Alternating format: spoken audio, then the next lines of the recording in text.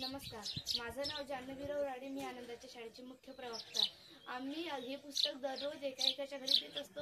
तर तसाच आज तुमच्या घरचा दिवस आहे हे पुस्तक देण्याचं. या पुस्तकाचे नाव आहे पुस्तक न वाचणारी मुलगी आणि याचे लेखक आहेत मंजुषा ताई.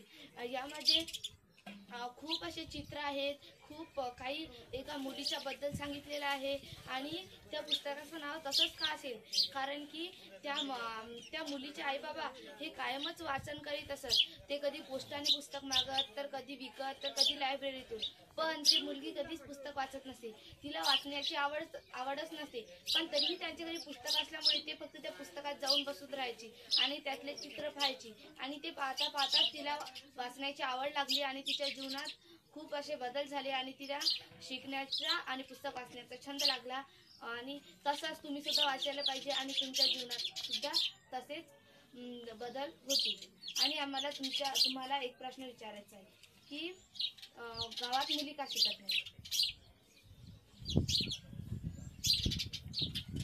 त्या तुम्हाला वाटते ते उत्तर.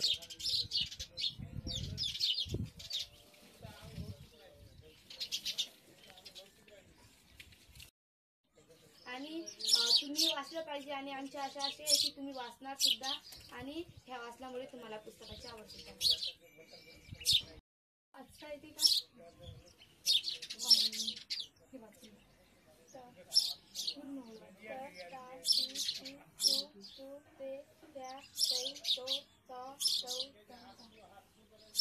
तर मग तुम्हाला वाचता येते. तर आजपर्यंत तुम्ही एखादं पुस्तक वाचलं का?